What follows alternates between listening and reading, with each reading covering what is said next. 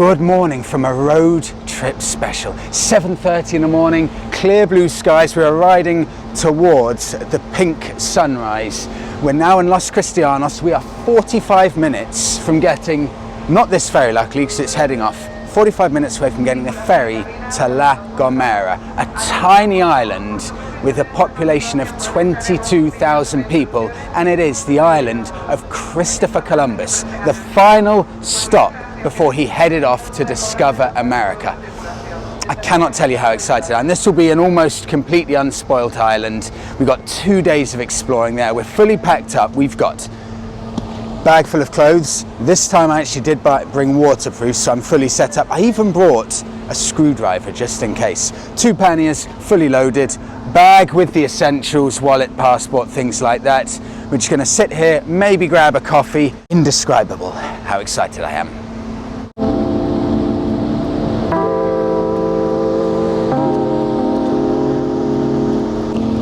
This is it.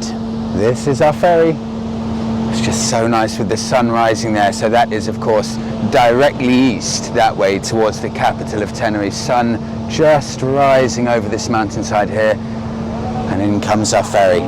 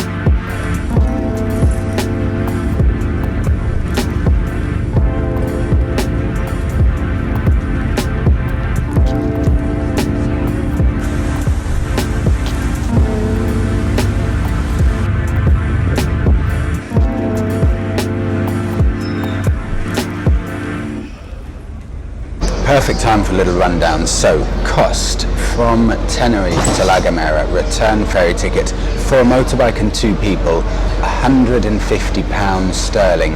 Although the interesting thing is, if you come by car, I think it's only about £10 extra, so it doesn't really make much difference from a financial point of view whether you come from a car or go on a motorbike. But resident discount is gigantically cheap. I think it's about £30 or something as opposed to £80, so huge savings if you're resident. This is a really nice ferry. Coffee, 2 coffees with soya milk, £2.20 for 2, £1.10 each. Brilliant value. I think we've got about 40 minutes left, actually probably only about 30 minutes left. The weather looks brilliant, and both of Monika and I had no idea what to wear because it says the forecast is 16 degrees in La Gomera, but it's beautiful sunshine. I've had to take both layers off, so with the Canaries you just have no idea what to expect. Is it going to be flip-flop weather or do you need a jacket? But if you pan over there, I don't know if you'll be able to see it, the sea couldn't be stiller and the sky couldn't be bluer. It's perfect.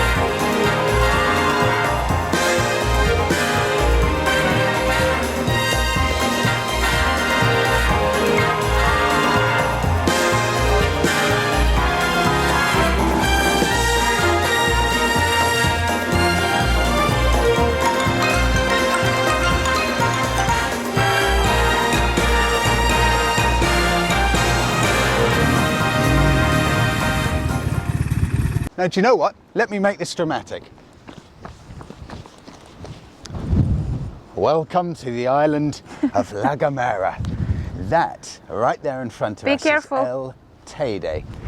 The volcano on Tenerife, 3,750 meters high. This island is the third smallest of the 8 main Canary Islands, and it's also got the third smallest population as well, with 22,000 people. You can probably see it's quite windy. It's just absolutely stunning though. It's beautiful weather, it's December, it's warm. I actually had to take my main sweatshirt off because it's so nice. I think that's our ferry as well that's just headed off there. And if you just come down this dirt track, you can see an amazing road just snaking around there onto the top of that little mountainside. Okay, our plan. We're going to head off directly from the east side of the island all the way to the west. We're going to go straight the way through the middle. Monika's found a great little spot that we can have a bit of food, and then we're going to do some exploring, probably first day of the north of the island and then second day of the south of the island. But it's magical. It really is magical. Let's get going.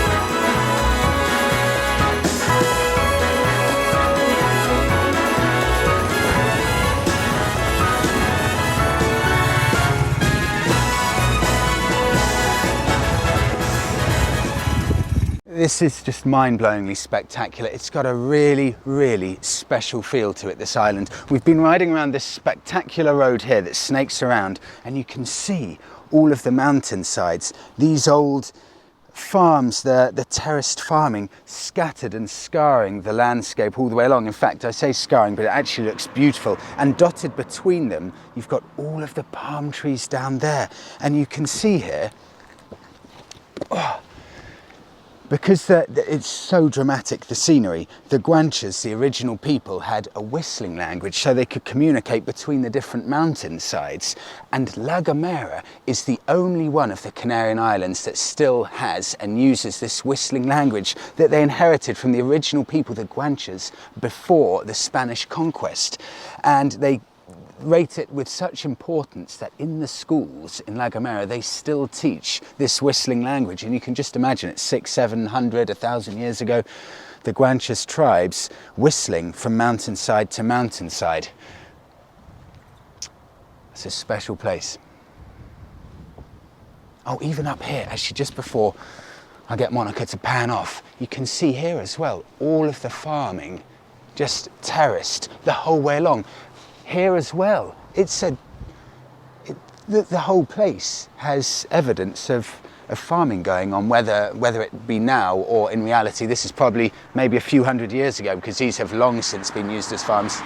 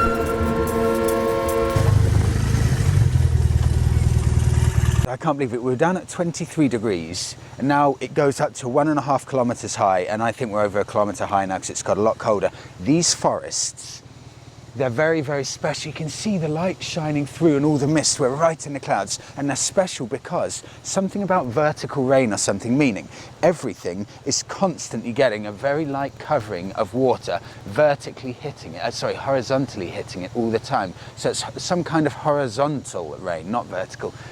And everything, you can tell, everything is completely saturated and everything is covered in moss.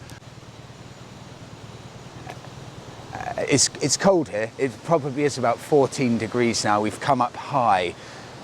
It's just magical, absolutely magical here.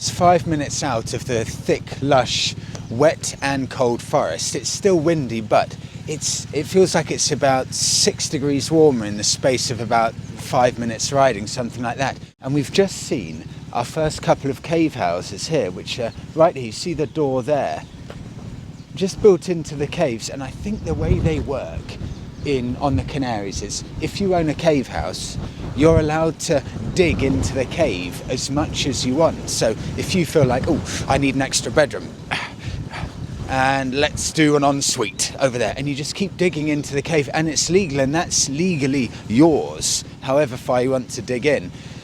Really nice looking buildings here, and little beautiful kind of church courtyard place. Very traditionally styled. We've gone past a few really nice looking, what you'd class as traditional Canarian looking buildings, what you'd expect. I mean, a lot of the kind of 1980s onwards Canarian buildings, very simple, just boxy, not the most beautiful, but those older Canarian buildings, really beautiful. And you've got a few of these old stone ones here as well. Very nice looking village here. If you're wondering, what outfit shall I wear when I come to La Gomera? Simple. You need summer gear when you're on sea level, and you need proper winter gear when you're up in the mountains. Nice and easy.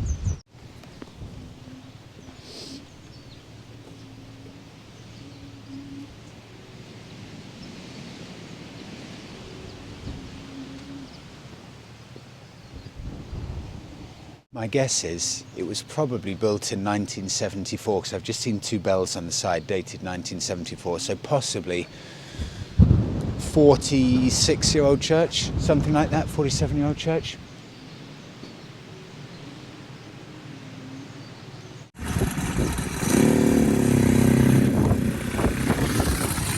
See, now because we've been learning Spanish, we know that's a wine shop.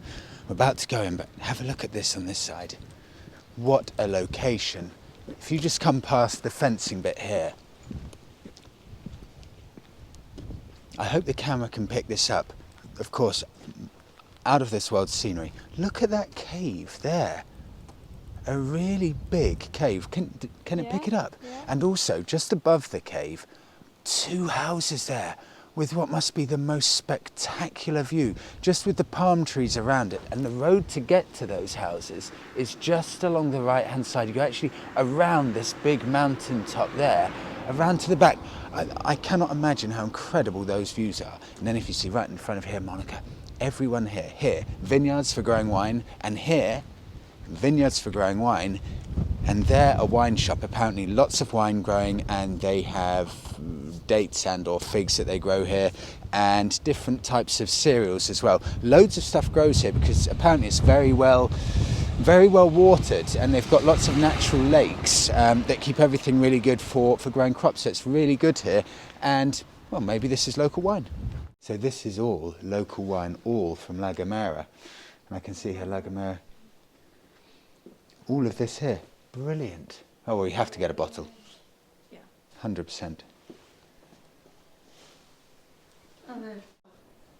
Ah, fantastic. Oh, wow. Gracias. Okay, we've just been told all of this from La Gomera. This one, so these two here, are from actually right here, exactly bang on in this spot, and you can't get them in a supermarket. So, we'll take one. Ah, gracias.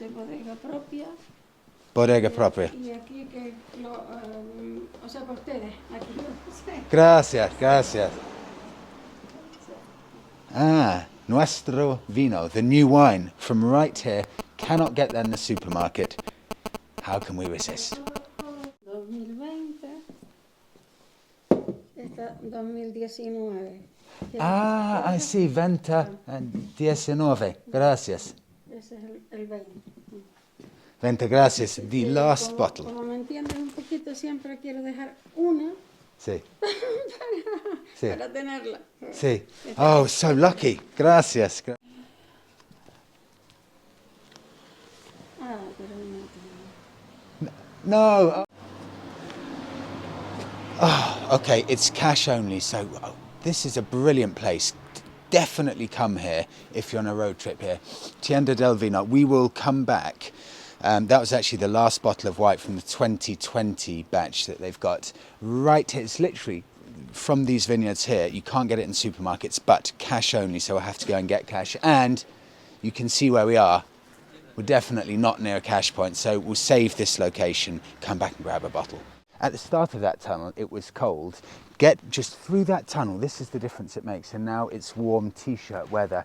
And here, I'm actually I'll take the camera off Monika in a second, because this right here is an old abandoned farm. You can see the old little farmhouse there and all of the terraces. And you can imagine, I don't know, 100 years ago or so, just this farm before this road. I'm sure it would have been way before this road. Just the farmer there, complete isolation almost, without these stunning roads.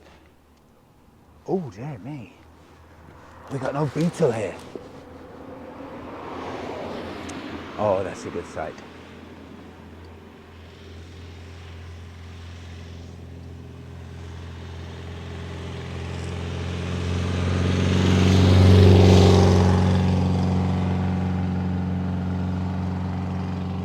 That's on a Tenerife plate, meaning that it would have been first registered in Spain, in Tenerife, La Palma, or La Gomera or El Hierro, so it's probably spent its whole life there. Okay, I'm going to take this off Monika and show you the remains of what one of the old farms would have been like in La Gomera. It's actually very interesting to see how they do these staggered kind of terraced farms that you need when the ground and the landscape is so dramatic and steep. So they just pile up lots of big and medium-sized rocks and they stagger it all the way down to the outskirts of their land down here. So if I go along here, you can see, oh wow, don't know what birds they were, you can see one of the old farmhouses here. This has got to be very old to be this kind of, wow, to be this kind of construction. And actually you can see there they've got a great view, and you can see all of the different terraces that have been built there. And here we are. Wow. Oh. Oh.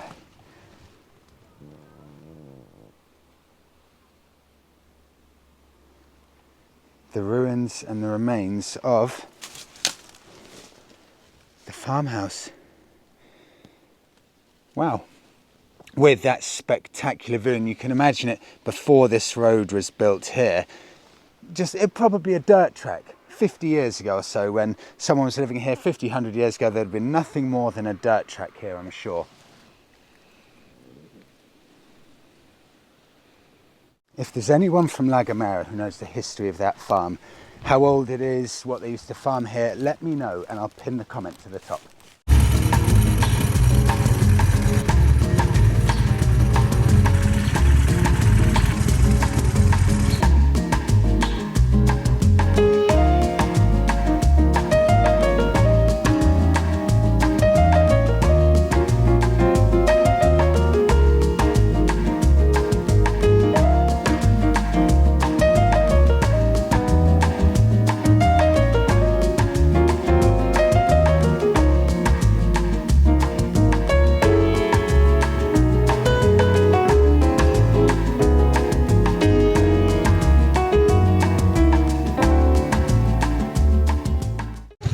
We're not getting anywhere because there's too much stuff to see. Every time we say it should have been an hour to get to our lunch spot. I think it's so far taken us about 2.5 hours and we're still 20 minutes away.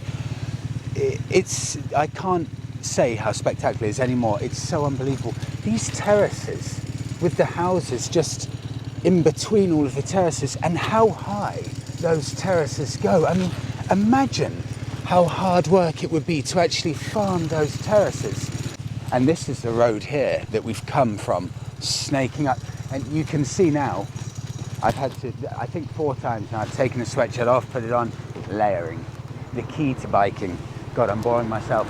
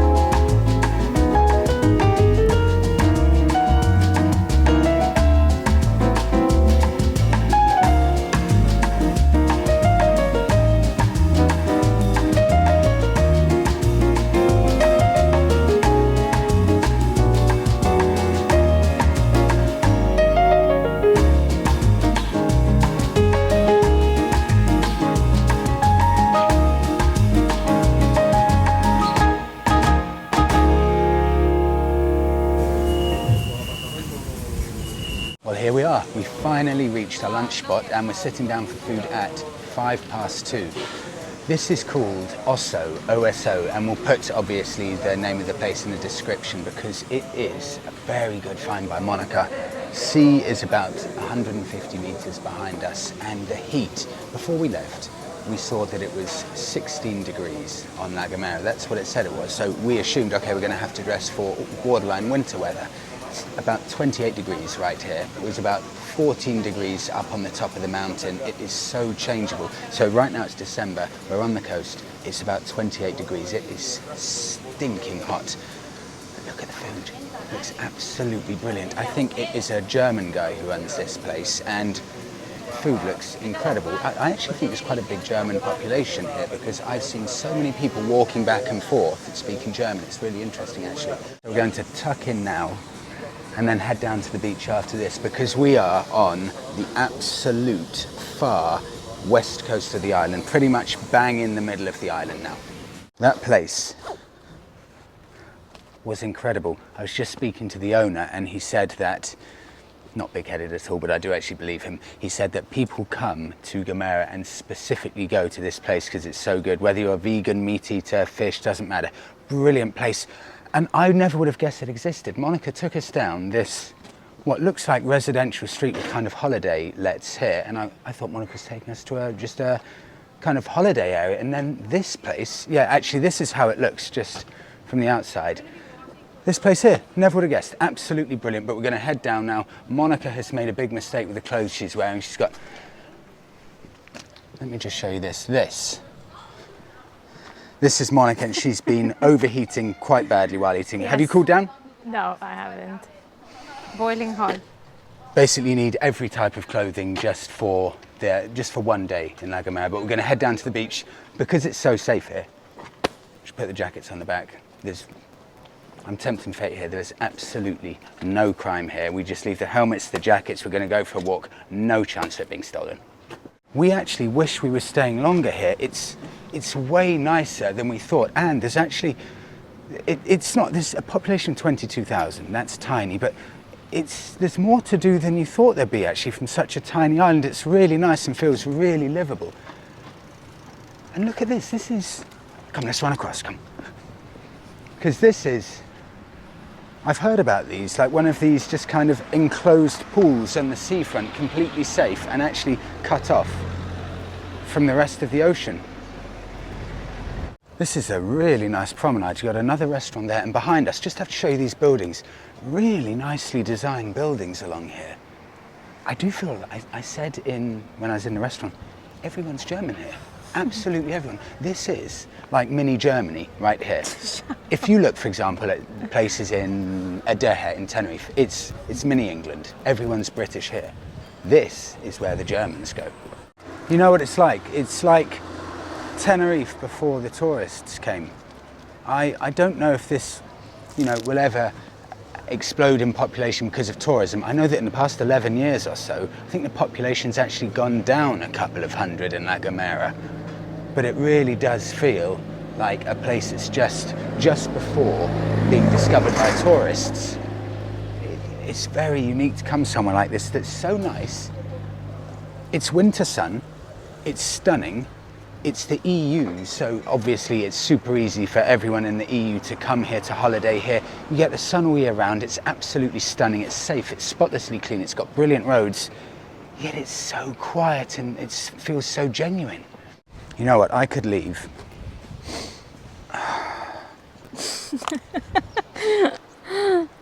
No one's taking it, we'll come back for it. Friday. But, look, okay, to prove a point. Just being stupid.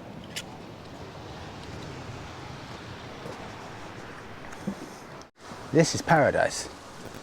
It's just almost impossibly rare to find somewhere that is so upmarket and feels undiscovered and is so safe that you could leave your wallet on a table or on a chair and nothing would happen to it. How do you know? Because I get that feeling, and that's all I'm basing it on. But I checked on Google and it said it's extremely safe. That's good enough for me. It feels like paradise. It does feel very safe, doesn't it? Yeah. Have you ever been somewhere that feels like this? Hey. Ah, cool. I'll go. Hey.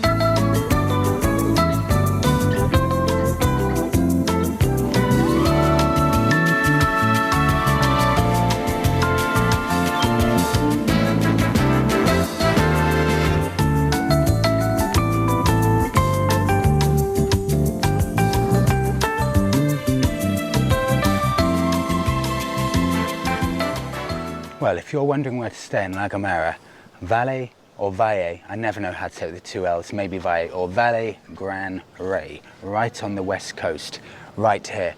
Absolutely stunning. We're, funnily enough, staying on the other side of the island, and I hope we've made the right choice because this looks completely unbeatable.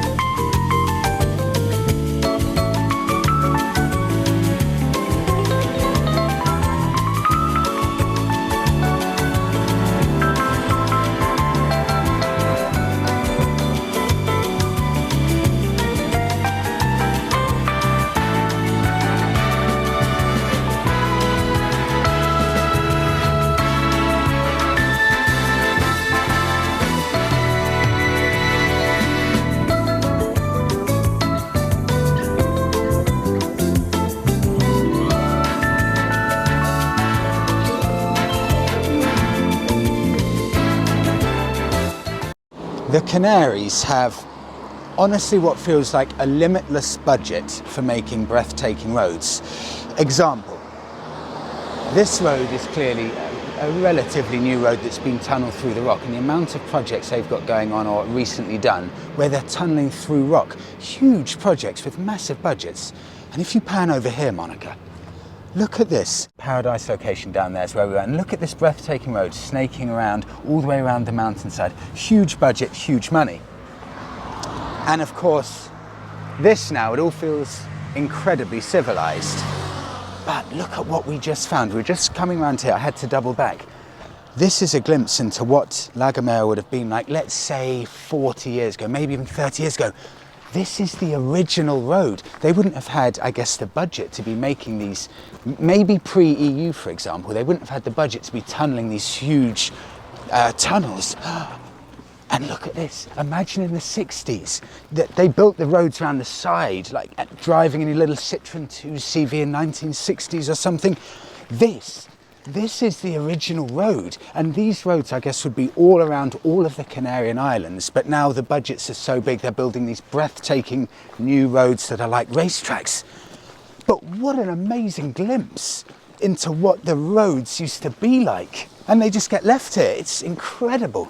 I can also imagine, you know, with the surface, you see these old pictures from Spain, the Canaries in the 60s, it genuinely would have been like this, the actual surface as well.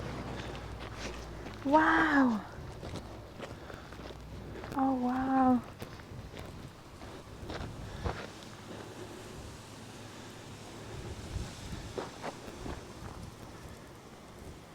Oh, Monika, you have to come up this way, it's incredible.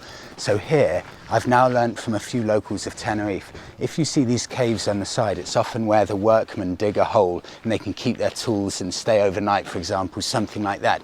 So you've got one of those there. This looks like something out of, I don't know, a film or something. It's incredible. Look at this old road, completely blocked off, snaking round there.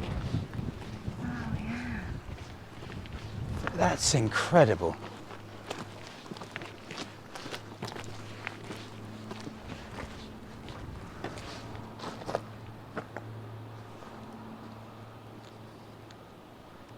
And you realise actually how deep that valley goes. That's scary.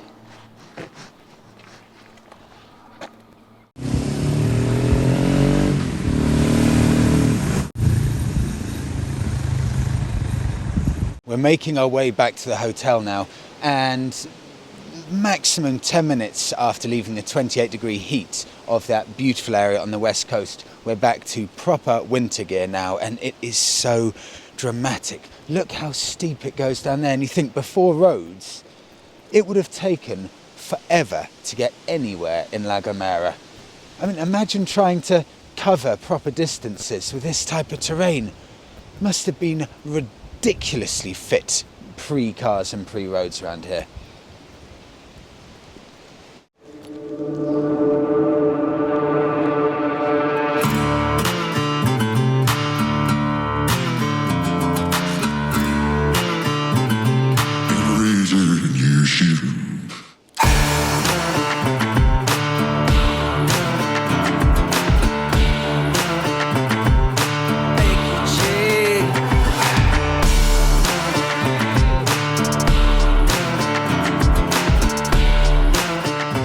This is a perfect example we've got here of why this forest is so unique. It's because of the horizontal rain, and if you can see it here, Monika, I don't know if the camera will pick it up, but basically what we can feel and what we can see is a very, very thin, constant, incredibly light, hazy kind of rain that's going from our right all the way to left. And you see why all of the trees are covered in thick moss, because there's a constant, thick, kind of cloud-like air just going from right to left all the time here. It's really unique. I'm not sure if I've ever been anywhere like it, and that's why the trees have such a thick covering of moss everywhere.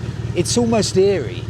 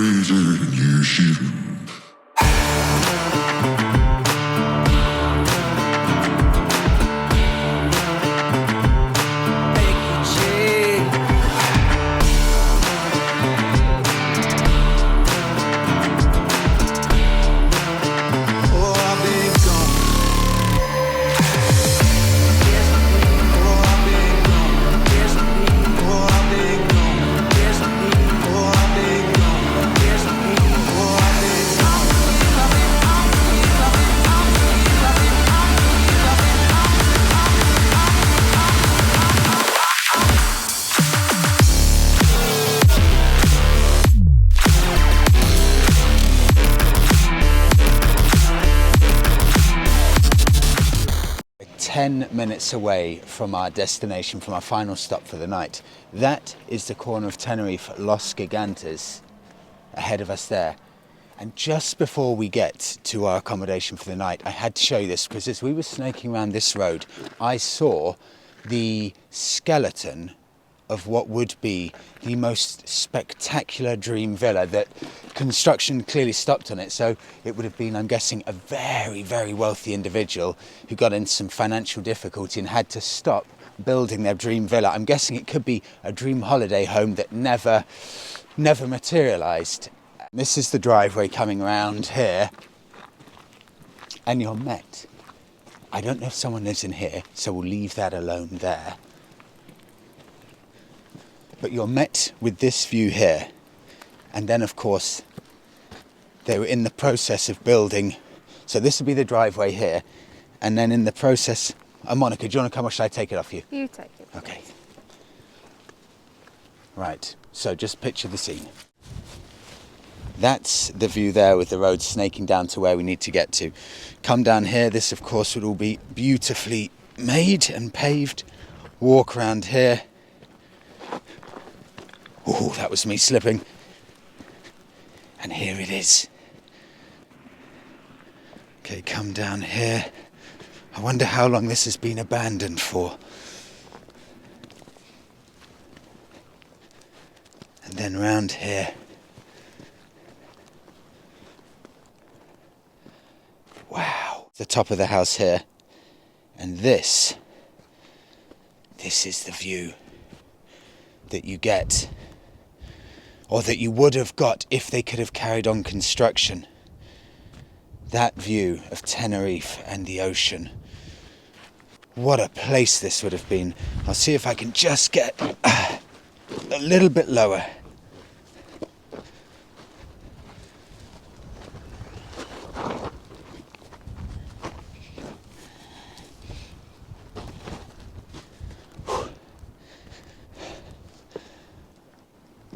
Look at these gigantic windows.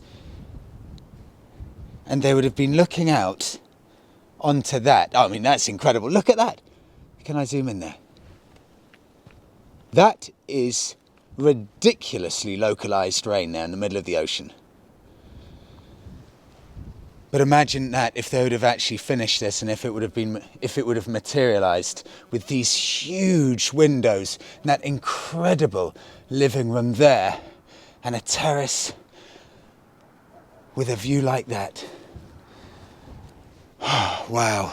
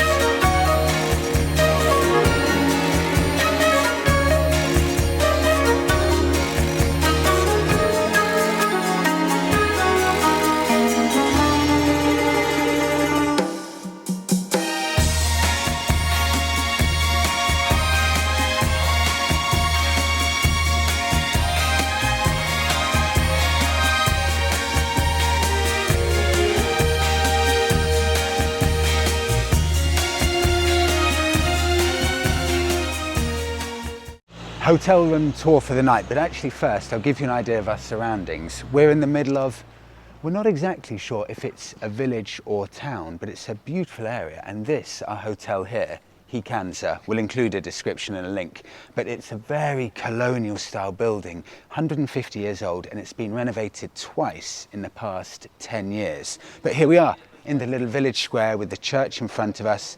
Really nice old buildings here as well, just with the palm trees. Beautiful old buildings. Love the dark wood, so nice.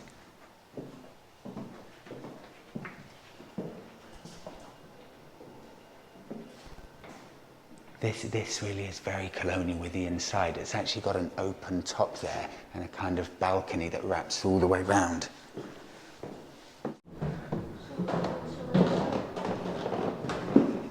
Okay, so this is an open kind of terrace area here. You can have coffee in the corner, seating area here.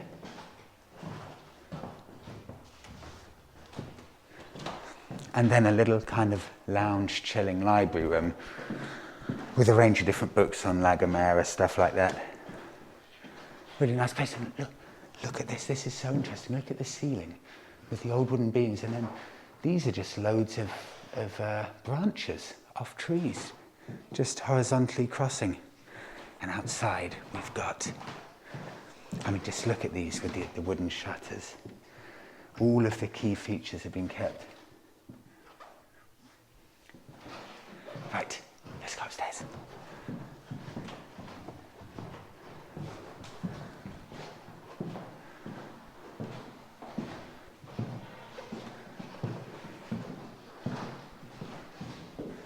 Little snug area here, you can grab a coffee. Yeah, just chill out, coffee. And I think that's the square where we just were, showing a wedding there. And that's this building, isn't it? It is, yeah. Huh. Wow.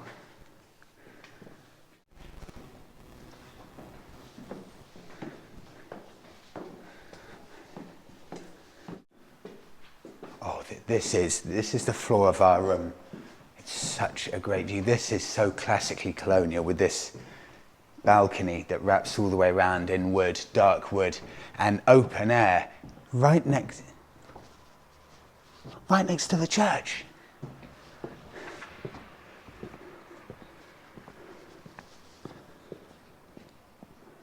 That's a beautiful setting, and you can see clearly Tenerife just in the distance there.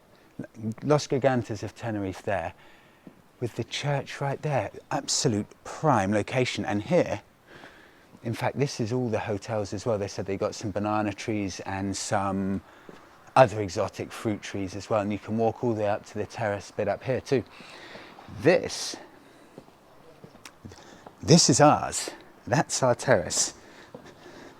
Do you want to go in first, Monika? No, you go first.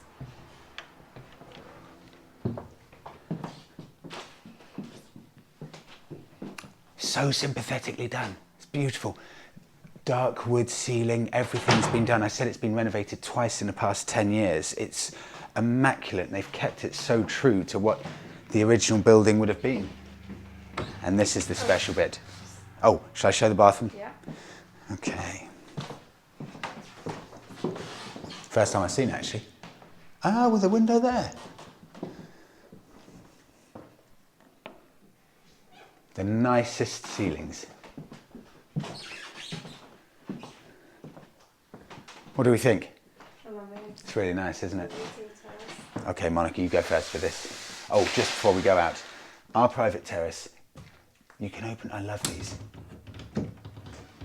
Oh, open like that, and then to shut out the light. Just, oh, so nice, so classy. Okay. Okay, first off, imagine having a coffee in the morning, waking up to that view.